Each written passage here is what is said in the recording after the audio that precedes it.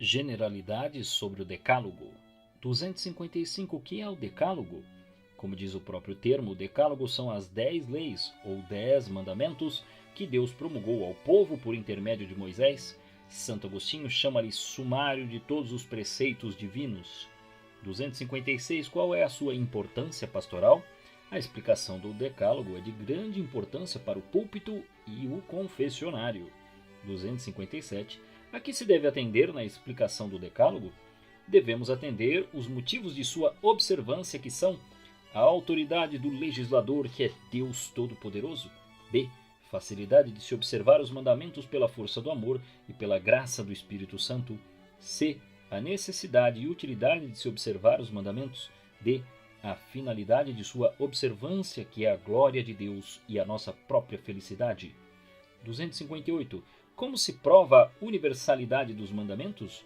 Provamo-la pelas circunstâncias de sua promulgação no Monte Sinai, pela felicidade de todo homem que observa o Decálogo. Primeiro mandamento. 259. Como reza o primeiro mandamento no teor da lei antiga? Eu sou o Senhor teu Deus, que te tirei da terra do Egito, da casa da servidão. Não terás outros deuses diante de mim. Não farás para ti imagem esculpida, nem figura alguma do que há em cima no céu e do que há embaixo na terra, nem do que há nas águas subterrâneas. Não adorarás tais coisas, nem lhes prestarás culto. Eu sou o Senhor teu Deus, forte, zeloso, que vinga a iniquidade dos pais nos filhos até a terceira e quarta geração daqueles que me odeiam, e que usa de misericórdia até 1000 gerações para com aqueles que me amam e guardam os meus mandamentos. Deuteronômio 20, versículos 2 a 6. 260. Como se dividem os mandamentos? O Decálogo, na forma que foi promulgado, reparte-se nas 2 tábuas que Deus entregou a Moisés. Na primeira se contém os mandamentos relativos a Deus, na segunda, os mandamentos relativos a nós mesmos e ao próximo. 261. Que exprime o proêmio do primeiro mandamento, exprime os direitos de Deus sobre nós, sua bondade para conosco e nossa obrigação de morrermos ao pecado. 262. Qual é, pois, o conteúdo do primeiro mandamento? A. Preceitua a fé, a esperança e caridade. B. Proíbe a idolatria e os pecados contra as 3 virtudes teologais. C. Permite o culto dos anjos, dos santos e suas relíquias. 263. É proibido fazer imagens? Só é proibido fazê-las para lhes render culto divino, isso é, para fins idolátricos, admitindo que nelas esteja a divindade, ou pretendendo que por elas seja possível representar corporalmente a natureza divina. 264. É lícito fazer emblemas de Deus e imagens de Cristo e dos santos? Não é só lícito, mas até aconselhável, porque ilustram a história do Antigo e Novo Testamento e incitam os fiéis à imitação daqueles que no mundo souberam seguir e imitar a Cristo. 265. Quais são os motivos para observarmos o primeiro mandamento e todos os mais? Todas as leis sancionam prêmios e castigos para moverem os homens a observá-las. Aos cristãos fervorosos devemos lembrar-lhes que os mandamentos são uma grande prova do amor de Deus para conosco. Aos cristãos tíbios e carnais é preciso incutir-lhes pavor dos tremendos castigos que Deus lança contra o pecado. A todos sem exceção, cumpre apresentar os 2 acicates de que fala o texto bíblico do primeiro mandamento. Um é o poder de Deus, que nos inspira confiança e temor ao mesmo tempo. O outro é seu zelo, que, embora castigue até a terceira e quarta geração, usa de misericórdia até 1000 gerações. Segundo mandamento. 266. De que se deduz a importância deste preceito? O estudo desse preceito é importante pela sua conexão com o primeiro mandamento e pela frequência com que os homens, por ignorância ou por maldade, o transgridem. 267. Qual é o seu teor bíblico? Não tomarás em vão o nome do Senhor teu Deus. Êxodo 20, versículo 7. 268. O que significa o nome de Deus? O nome de Deus não se refere materialmente às letras ou às sílabas, como erroneamente julgavam muitos judeus, mas à essência e majestade de Deus unitrino. A todos os nomes de Deus que constam na Bíblia devemos o mesmo culto e adoração. 269. Quais são os modos de louvar o nome de Deus? São vários. Confessar o nome de Deus diante dos homens, ouvir e estudar a palavra de Deus, celebrar os louvores de Deus, pedir a proteção de Deus e invocar a Deus por testemunha da verdade. 270. Que devemos notar mais em particular a respeito do juramento? Jurar é tomar a Deus por testemunha daquilo que afirmamos ou daquilo que prometemos. Portanto, o juramento pode ser assertório ou promissório. 271. Qual é a origem do juramento? A necessidade de invocar a Deus por testemunha decorre de nossa fraqueza e imperfeição moral. O juramento é um ato de veneração à onipresença, onisciência e veracidade de Deus. Não deve, porém, ser usado com a nímia frequência. 272. Quais são as cláusulas necessárias para o juramento? As condições do juramento agradável a Deus são as seguintes. Devemos jurar pela verdade, com critério e segundo a justiça. 273. Que proíbe o segundo mandamento? Proíbe o perjúrio, tanto assertório como promissório, o juramento iníquo ou contrário à justiça, como seja prometer algum pecado ou jurar não querer os conselhos evangélicos, o juramento leviano ou sem critério, como seja jurar sem prova ou por falsos deuses, a profanação de coisas santas, por exemplo, ridicularizar textos da Sagrada Escritura, desprezar a oração, a blasfêmia e a maldição.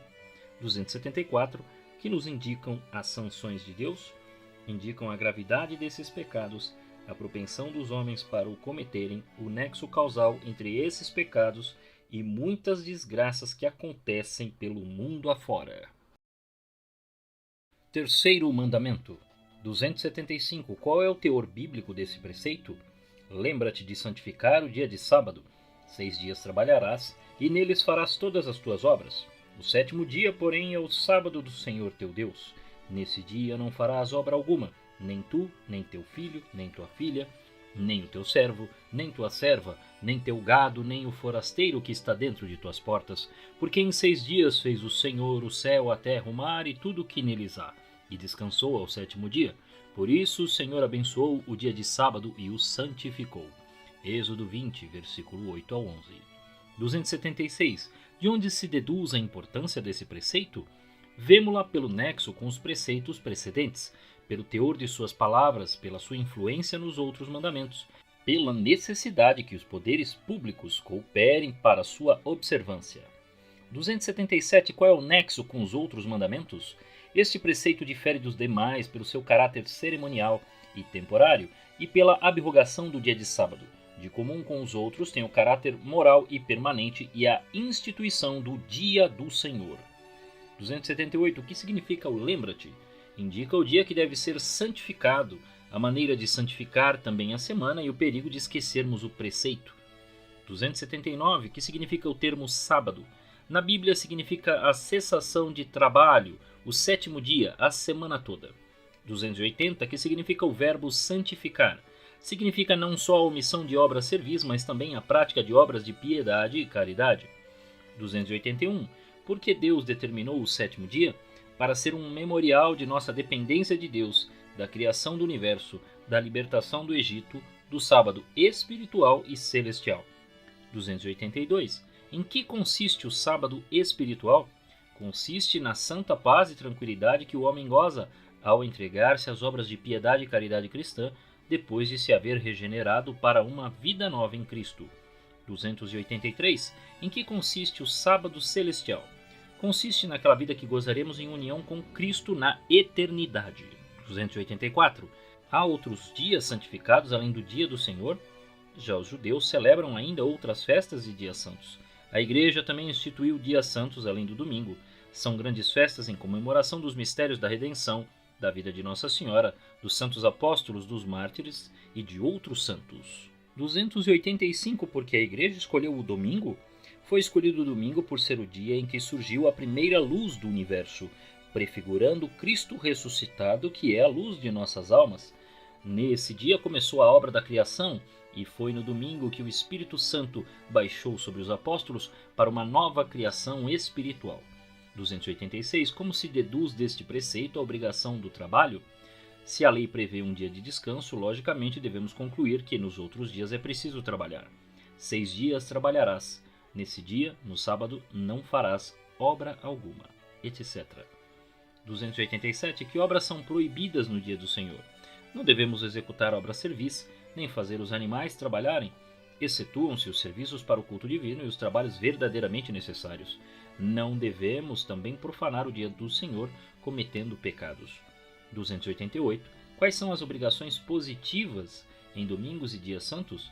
Devemos assistir à missa com boas disposições, receber os santos sacramentos, ouvir o sermão ou a catequese, rezar com mais fervor, instruir-nos na religião, praticar as obras de misericórdia. 289. Por que devemos observar esse preceito? Por ser justo e razoável, sublime e vantajoso, fácil de cumprir e munido de grandes sanções. Quarto mandamento. 290. Qual é o teor bíblico do quarto preceito? Honra teu pai e tua mãe para teres longa vida na terra, que o Senhor teu Deus te há de dar. Êxodo 20, versículo 12. 291. Donde se explica a importância dos preceitos gravados na segunda tábua? Os preceitos gravados na segunda tábua são sumamente importantes porque Cristo equiparou ao amor de Deus o amor que devemos ter a nós mesmos e ao próximo. 292. Como se enquadra aqui o quarto mandamento? Ele forma a transição entre as obrigações para com Deus e para com o próximo. Nossos pais são, de nossos próximos, os mais próximos. Além disso, são os representantes do amor e da autoridade de Deus. O primeiro mandamento limita o quarto mandamento e o engrandece ao mesmo tempo. 293. Que se entende por honrar? Honrar é respeitar alguém e estimar tudo o que se lhe diga a respeito. A honra que tributamos a outrem compreende os sentimentos de amor, zelo, obediência e a prontidão de servir. 294. Que se entende por pai? Entendemos os pais carnais, os superiores eclesiásticos, os superiores civis, os educadores e as pessoas de idade. 295. Por que se faz menção expressa de mãe no preceito? Para melhor nos compenetrarmos do amor de nossa mãe, a quem tanto devemos desde o nosso nascimento. 296. Quais são as obrigações dos filhos para com os pais? Devemos ser extremosos em nossos sentimentos de amor e piedade filial, cujas sinceras manifestações são as seguintes: honrar os pais na sociedade, rezar por eles, regular nossa vida pela sua opinião e vontade, imitar seus bons exemplos e costumes, manter os pais pelo menos em sua posição social, assisti-los em doenças perigosas, promover condignamente os seus funerais, sufragar-lhes a alma. 297. Quais são as obrigações dos súditos para com os superiores? Aos superiores eclesiásticos devemos prestar amor e obediência e garantir-lhes o sustento honesto. Aos superiores seculares devemos consideração, submissão e lealdade. 298. Como proceder com as autoridades indignas? A indignidade pessoal não lhes derroga o poder que receberam de Deus. Só devemos opor-nos às leis e determinações que forem contrárias aos preceitos divinos. 299. Quais são os prêmios e sanções deste mandamento? As Escrituras prometem vida longa e venturosa aos bons filhos e ameaçam os piores castigos contra os que odeiam ou desprezam seus próprios pais. 300. Como se explica, no entanto, a morte precoce de bons filhos? Nosso Senhor os tira do mundo antes que sejam contaminados pela corrupção ambiente. Sabedoria 4, versículo 11. Ou para que não sofram com os flagelos reservados à sua época. Isaías 57, versículo 1. 301. Quais são as obrigações dos pais e superiores? Devem educar e dirigir seus filhos e súditos por princípios bem assentados, evitando como erros nímia aspereza, nímia indulgência e princípios anticristãos de educação. Quinto mandamento. 302. Qual é o teor bíblico desse mandamento? Não matarás. Êxodo 20, versículo 13. 303. A que atribuir a importância do quinto mandamento? A observância desse preceito é o meio mais conducente para promover a paz e a concórdia entre os homens. Por isso foi ele expressamente inculcado após o dilúvio.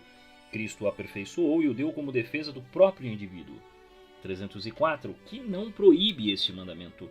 Não proíbe matar animais, executar criminosos por via legal, matar inimigos em guerra justa, matar por ordem de Deus, matar em defesa própria. A morte acidental não constitui crime, a não ser que haja grave e culposa negligência de quem ocasionou o acidente. 305. Que proíbe este mandamento? Proíbe o homicídio, e esta proibição vale para todos os homens, sem excetuar os ricos e poderosos. Proíbe de matar o próximo, ainda que se trate de pessoa vil e desprezível. Proíbe também de matar a si mesmo, porque o homem não pode dispor de sua própria vida. Proíbe, afinal, todas as maneiras de matar, seja por violência física, seja por determinação moral. 306. O que entra ainda na proibição desse preceito? O cristão não deve irar-se contra o próximo sem razão por motivos carnais. 307. Quais são os remédios contra esses pecados? Devemos meditar em que Cristo aconselhava não resistir aos maus e oferecer a face esquerda quando esbofeteados na face direita. Antes de tudo, é preciso reconhecer a atrocidade do homicídio como crime de lesa humanidade. 308. Que prescreve o quinto mandamento? Ordena-nos a prática de uma caridade universal com todos os seus atributos, que são a paciência, benignidade, beneficência, amor aos inimigos, perdão das injúrias. 309. Quais são os motivos para essa caridade? A. O sofrimento vem de Deus e os homens maus são apenas instrumentos de sua providência. B. O perdão das ofensas traz vantagens porque nos alcança o perdão de nossos próprios pecados e nos dá nobreza e perfeição. C. Se não perdoarmos, sofreremos tremendos castigos. D. O ódio engendra outros pecados graves. 310. Quais são os remédios contra esses pecados? Há dois eficacíssimos: o exemplo de nosso Senhor e a lembrança dos novíssimos. Sexto mandamento. 311. Qual é o teor bíblico desse preceito? Não cometerás adultério. Êxodo 20, versículo 14. 312. Qual é a importância do sexto mandamento? É uma defesa e proteção do matrimônio, do amor conjugal e da santidade da família. 313. O que é preciso atender na explicação deste mandamento? Cumpre dizer o necessário com toda firmeza, mas de tal modo que esclareça os inocentes, sem os escandalizar nem induzir indiretamente ao pecado. 314. Que proíbe o sexto mandamento? Pela proibição do adultério, proíbe implicitamente todas as espécies de luxúria, todos os afetos libidinosos. 315. O sexto mandamento baseia-se só em lei positiva? A impureza é proibida não só pela lei positiva de Deus, mas também pela lei natural. 316. Qual é a malícia do adultério? Além de ser pecado contra a continência, o adultério tem ainda a malícia de uma grave injustiça. 317. Que prescreve este mandamento? Manda guardar pureza e continência própria de cada estado. 318. Quais são os meios de guardar castidade? Como meios internos, é preciso ter horror à torpeza desse pecado, em particular do meretrício e do adultério. É preciso também considerar a miúde os castigos e os efeitos da impureza. Como meios externos, é preciso fugir da ociosidade, da intemperança, os olhares indiscretos, os requintes da moda, as conversas torpes, as cantigas e bailes licenciosos, os livros e imagens obscenos. Como meios positivos, é preciso frequentar os sacramentos da confissão e da Eucaristia e praticar obras de mortificação, como sejam jejuns, vigílias e romarias. Sétimo mandamento. 319. Qual é a primeira observação que fazemos quanto ao sétimo mandamento? É que Deus, em sua bondade infinita, não só protegeu nossa vida e nossa honra pelos quinto e sexto mandamentos, mas quis também defender os bens externos do indivíduo e da sociedade pelo sétimo mandamento. 320. Como se divide o sétimo mandamento? Divide-se em duas partes, como os demais. De um lado, proíbe todas as lesões da propriedade alheia. De outro, prescreve a beneficência. 321. Que proíbe este preceito? Proíbe roubo e furto em todas as suas modalidades, bem como a intenção de roubar ou furtar.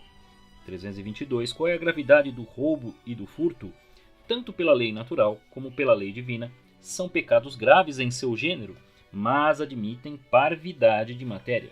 323. Que obrigação impõe o furto e o roubo? Por lei divina, urge a obrigação de restituir ou repor o que foi roubado. Em caso de impossibilidade, é preciso que se tenha pelo menos a intenção de restituir. 324. Quais são as principais espécies de furto?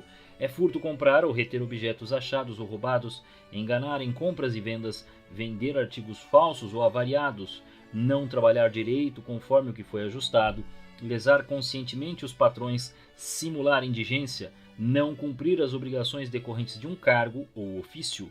325. Quais são as principais espécies de roubo? É roubo não pagar salário devido, os impostos, os dízimos, fazer agiotagens, deixar-se peitar em pareceres e sentenças, fazer especulações de crédito e passar calotes, executar devedores insolventes, atravessar cereais. 326. Que prescreve o sétimo mandamento? Obriga a restituir o roubado, a fazer beneficência de acordo com as próprias posses. 327. Quem está obrigado à restituição? quem manda, quem aconselha, quem consente, quem participa, quem não impede, quem não denuncia, quem apadrinha, quem aprova e louva algum furto ou roubo. 328. Que missão social se deduz do direito de propriedade? A posse de bens de fortuna impõe a obrigação de fazer beneficência. 329. Qual é a forma mais comum de beneficência? É a esmola. Consiste em prover do necessário a quem precisa, em dar emprestado se não pode fazer donativo, em trabalhar em benefício dos pobres. A frugalidade de vida põe o indivíduo em condições de alargar as suas caridades. As Sagradas Escrituras enaltecem as bênçãos reservadas aos esmoleres. 330. Quais motivos induzem a observância desse preceito? De um lado, os castigos que a justiça divina lança contra os ladrões injustos. De outro lado, as recompensas que a bondade promete aos que praticam a liberalidade para com os pobres. 331. Quais são as escusas de alguns ladrões? Muitos nobres decaídos querem manter por furtos e roubos o esplendor de sua casa e linhagem. Outros procuram, dessa mesma forma, conservar seu elevado padrão de vida. Alguns se justificam alegando que só roubam de pessoas ricas e abastadas. Muitos dizem que roubam por hábito, que não resistem à ocasião propícia, que roubam por represália, porque foram também roubados, que não podem pagar suas dívidas senão roubando dos outros. A todos esses ladrões devemos arrancá-los de tão perigosa ilusão para que a eles se não aplique a palavra da Escritura, que os ladrões não terão parte no reino de Deus.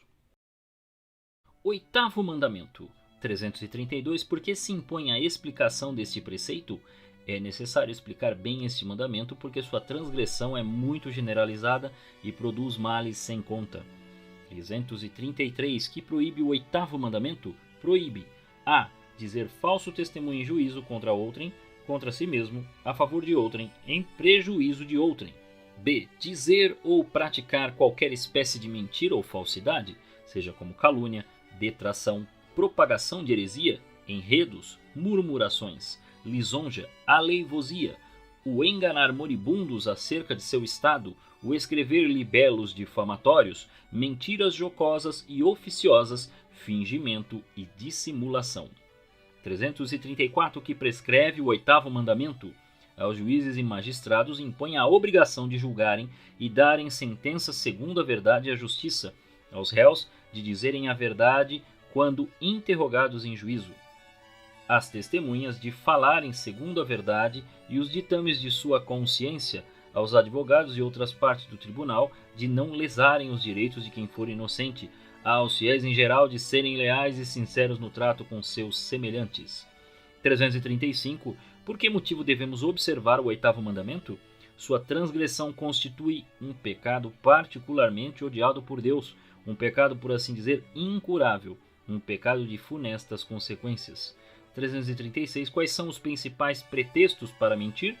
Mentir por vantagem, por revide, por fragilidade, por hábito, por imitação, por medo da verdade, por brincadeiras, por oportunismo. Nono e décimo mandamentos. 337. Em que está a utilidade e importância dos dois últimos mandamentos? São necessários por causa do nexo com os preceitos anteriores e do nexo de ambos entre si. Os nono e o décimo mandamentos esclarecem e completam, respectivamente, o sexto e o sétimo mandamentos. São úteis porque apaziguam a alma e garantem a pureza interior. 338. Que proíbem o nono e o décimo mandamentos? Proíbem em geral cobiçar coisas libidinosas e coisas alheias, mas essas pretensões da má concupiscência só se tornam pecados quando nelas intervém o consentimento da vontade. 339. São proibidas todas as manifestações da concupiscência? Não, porque a concupiscência em si é uma faculdade da alma, pela qual desejamos e apetecemos o que corresponde às necessidades de nossa natureza humana. Quando bem regulada, a concupiscência nos leva a pedir a Deus a satisfação dos nossos bons desejos e a sentir maior gratidão para com Deus pelos benefícios recebidos. 340. Em que sentido diz São Paulo que a concupiscência é pecado? Na Epístola aos Romanos, capítulo 7, versículo 7, São Paulo se refere à concupiscência da carne, isso é, a má concupiscência. 341. Quais são os remédios contra a má concupiscência? Contra a concupiscência da carne e dos olhos, proibida pelo 9º e 10º mandamentos, devemos procurar a pobreza de espírito ou desapego às coisas terrenas, o amor à vontade de Deus, a mortificação dos sentidos, a consideração dos danos espirituais e temporais que causa a má concupiscência. 342. Quais são as pessoas mais expostas a pecar contra o 9º e 10º mandamentos? As que se viciaram na jogatina, os negociantes que desejam a falta de mercadorias para terem lucros maiores, os soldados que desejam a guerra para poderem saquear, os médicos que desejam doenças e epidemias, os advogados que desejam processos e demandas, os profissionais que desejam dificuldades na praça para tirarem disso a maior vantagem possível. A tais classes de pessoas, força é explicar-lhes bem os 2 últimos preceitos da lei de Deus.